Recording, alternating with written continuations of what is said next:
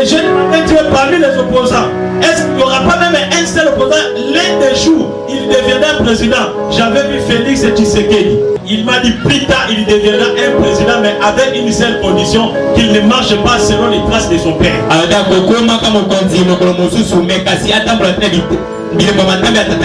j'ai regardé tous les opposants, Shalom, tous les enfants de Dieu. Je suis le prophète Ézéchiel. Je voulais vous relater une vision que le Seigneur m'a fait voir aujourd'hui, la nuit. Dans cette vision, j'ai vu l'au-delà et puis Dieu m'a parlé, Dieu m'a aussi révélé quelques conditions des hommes qui prétendent être des hommes de Dieu. Et Dieu m'a révélé leur part et leur fin. Dans cette nuit, dans mon sommeil, j'ai vu un homme. Et cet homme est à Paris. Il était habillé tout en blanc. Cet homme m'a saisi par la main. Il m'a emporté. Nous nous sommes enlevés. Nous sommes sortis.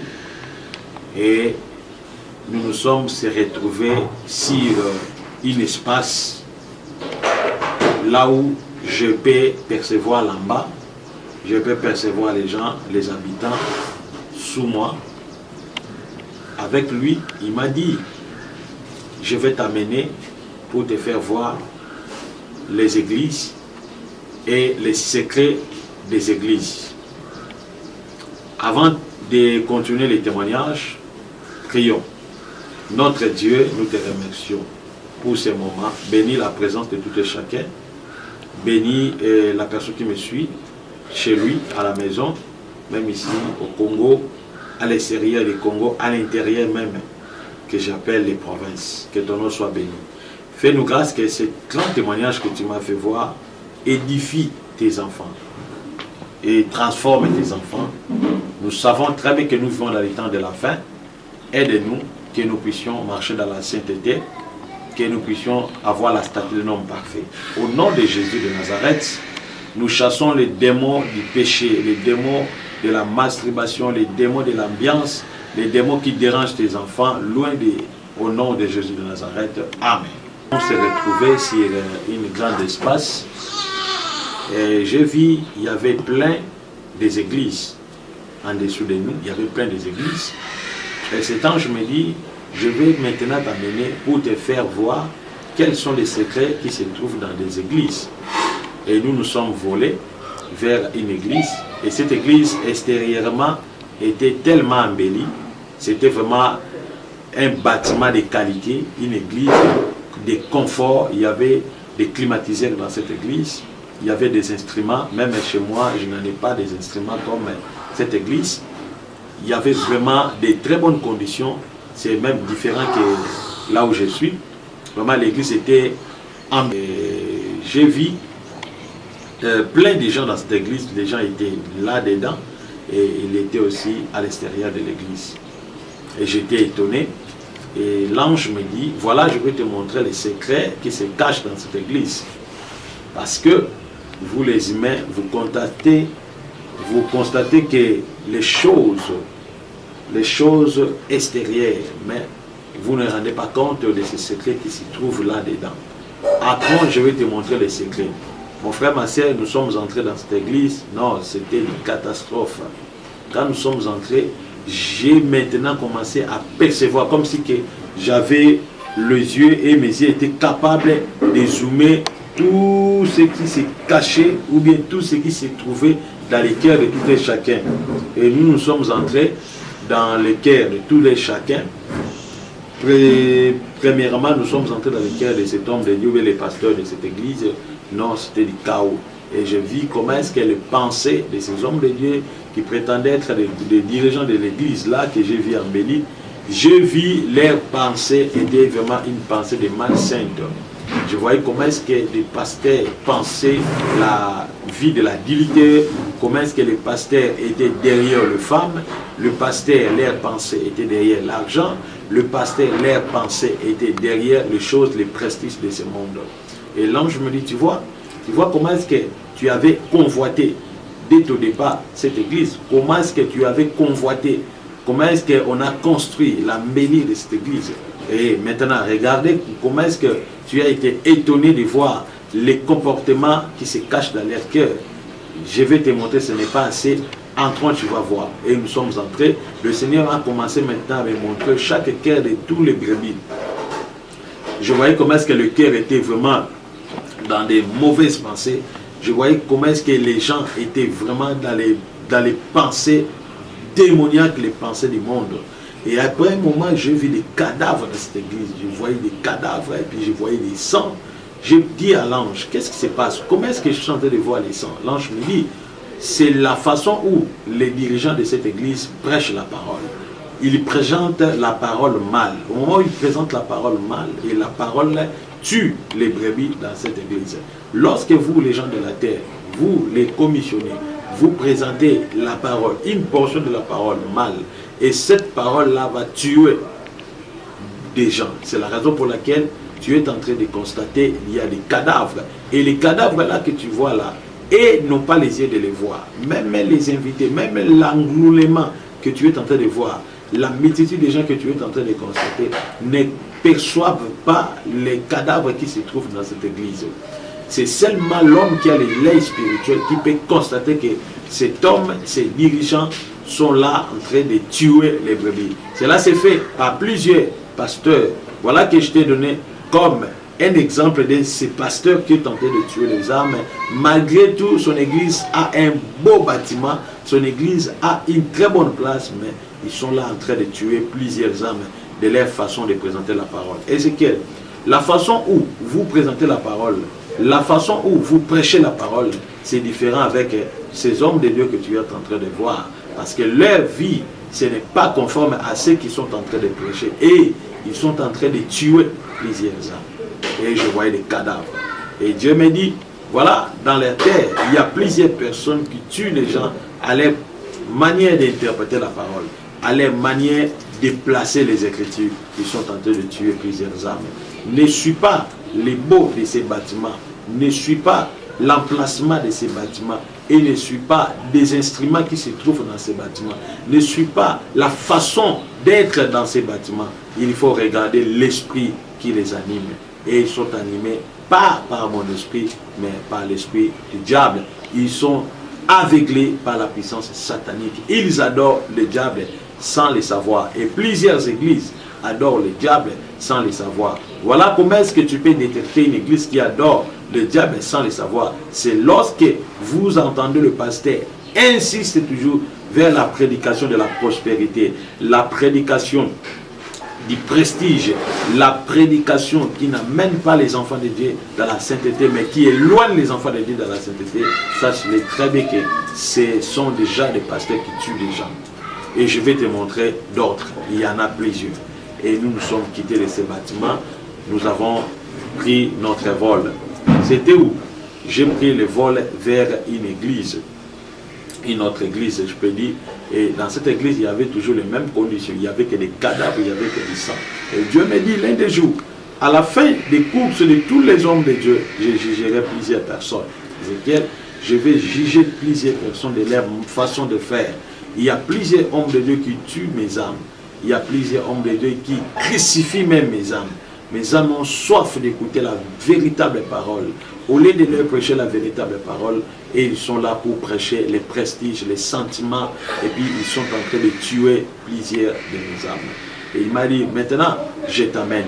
Il m'a amené, lorsque le Seigneur m'a amené, je suis arrivé dans un endroit où j'ai vu plusieurs pasteurs dans notre pays, la République démocratique du Congo. Je ne peux pas les énumérer. J'ai vu plusieurs hommes de Dieu dans notre pays. Et le Seigneur m'a dit, tu vois les hommes de Dieu que tu es en train de voir, ce sont des polygames et ils sont des divorcés. Dis-leur, aucun divorcé ne peut entrer dans mon royaume.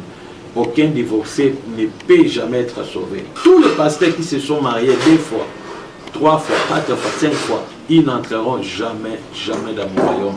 Leurs sentiments, leurs joies resteront qu'ici, sur cette heure. Le jour de leur mort, ils rencontreront les châtiments, ils rencontreront les sentences de l'enfer, la chaleur de l'enfer et la souffrance de l'enfer. J'ai dit, mais comment, Seigneur, comment il peut entrer dans l'enfer lorsque ils sont en train de prêcher, d'amener aussi quelques âmes dans ton chemin? Comment est-ce qu'il peut aussi entrer dans l'enfer? Il me dit, Ézéchiel, moi je n'agis pas selon les pensées des humains, moi j'agis selon mes principes. Mes principes, c'est la Bible. Mes principes, c'est la parole. Je te dis, toi-même qui es en train de me suivre, je te dis ceci, Ézéchiel, je te connais que tu es marié avec une seule femme. Le jour où tu te divorceras et tu iras épouser une autre femme, il n'y aura pas le pardon du péché. Et tu se retrouveras dans les lieux de l'enfer après ta mort. Parce que tu connais déjà la vérité. Tu connais que l'adultère, les divorces, la polygamie, tous ces genres de ces tendances, de ces péchés, n'as-tu pas lu dans la Bible qu'il est impossible, en effet, il est impossible que des hommes, un jour, ont reçu la lumière, ont goûté au don céleste, ont y part à l'Esprit Saint et savouré la parole excellente de Dieu et les forces du monde à venir, qui pourtant sont retombés. Il est impossible qu'ils retrouvent une seconde fois la repentance en remettant sur la croix le Fils de Dieu pour leur conversion et en l'exposant aux injures. Le Seigneur m'a donné cette écriture, c'est dans Hébreux chapitre 4. Il a dit ceci: il y a des gens qui ont connu la vérité, il y a des gens qui ont connu la sainte écriture de la parole de Dieu. Une fois été éclairés par la véritable parole, ils ont connu que telle chose n'est pas autorisable dans la Bible, telle chose n'est pas autorisable aux saintes écritures. Mais ils ont quand même boycotté la vérité de la parole de Dieu. Ils ont préféré à croire et à accepter les péchés et puis les mensonges diaboliques. Et il n'y aura jamais une repentance pour ces gens. Pourquoi? Parce qu'ils sont là en train de crucifier pour la seconde fois le corps mystique de Jésus-Christ aux injures. Et Dieu m'a dit, voilà cette écriture qui parle à tous les hommes de Dieu qui ont connu la vérité que les divorces, qui ont connu la vérité que la polygamie, qui ont connu la vérité que la fornication, c'est un péché. Mais ils ont quand même voulu faire leur propre désir. Ils ont quand même écouté leur propre plaisir, leur propre désir. Et voilà, il n'y aura jamais une repentance pour ces gens-là. Il n'y aura jamais le pardon des péchés pour ces gens-là. Et la raison pour laquelle je t'ai dit, mon serviteur Ézéchiel, toi qui me suis, je te dis ceci: le jour où tu coucheras avec une autre femme, en dehors de ta femme, qui est légalement connue devant mon royaume, tu n'auras pas la vie éternelle. Quel que soit le pardon de ton péché, comme une fois tu as été éclairé par la parole, tu connais déjà la vérité, une fois tombé, il y aura le péché impardonnable et tu seras jeté dans l'enfer. Et Dieu m'a moi-même interpellé sur cette écriture. Et il m'a dit, voilà, est-ce que les hommes de Dieu qui se sont mariés 2 fois, 3 fois, et qui se sont divorcés avec leurs femmes, autrefois été mariés légalement devant mon nom, ils seront jetés dans l'enfer à la fin du temps de leur vie. Et Dieu m'a dit, dis à tous les hommes de Dieu qui se sont divorcés, à tous les hommes de Dieu qui ont connu la vérité, mais ils n'ont pas voulu suivre la vérité. Ils sont en train de suivre les plaisirs de leur corps. Ils sont en train de suivre les sentiments et les prestiges de ce monde. Dis-les, leur part, c'est le chemin de l'enfer. C'est là où Lazare avait vu l'homme riche en train de savourer dans les salés du fer, dans les lacs de la tourmentation, dans les lacs du chagrin. Et j'ai réservé pour tous les pécheurs, dis-les, j'ai réservé pour tous les pécheurs le chemin de l'enfer. J'ai réservé pour tous les pécheurs le chemin des graissements des dents. Allez lire dans Luc chapitre 16, verset 24. Et je voulais profiter pour dire à tous les serviteurs de Dieu, j'ai reçu la grâce de Dieu. Aujourd'hui, c'était le 14 février 2019. J'ai vu l'au-delà. Et Dieu m'a dit à vous, les hommes de Dieu, vous prétendez être des saints, mais vous cachez vos œuvres. Dieu me dit, il connaît vos œuvres. Même si le monde ne vous connaît pas, mais il connaît vos œuvres, vous serez jugés. Toi, l'homme de Dieu, qui couche avec d'autres femmes, néanmoins vous êtes marié, Dieu me dit de vous dire, vous serez jeté en enfer. Et Maintenant, nous avons pris le vol. Nous sommes pris un autre chemin et nous sommes allés dans un endroit où il y avait aussi plein d'églises. Maintenant, là où nous nous sommes volés, je me suis vu comme si que nous nous retrouvons dans la commune de Limité. Dans la commune de Limité, j'avais vu une église. C'était une église, on a énuméré dans cette église Bethel. J'ai vu cette église. Maintenant, j'ai dit, oh, mais cette église, mais elle n'est pas comme ça. Là-bas, je l'ai trouvé une église, on a bien embelli, on a construit cela à des niveaux. Vraiment, c'était une église vaste par rapport à l'église que je connais très bien. C'est à Limité là-bas. Et j'ai dit, mais Seigneur, je voulais aussi entrer dans cette église pour les interpeller.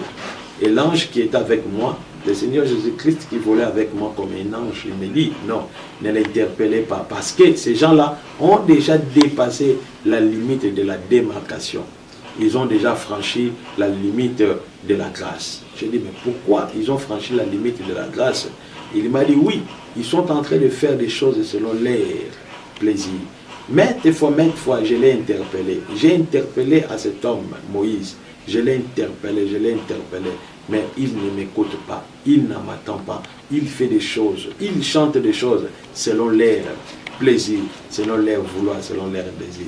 C'est pour cela tu n'as pas l'obligation d'aller l'interpeller.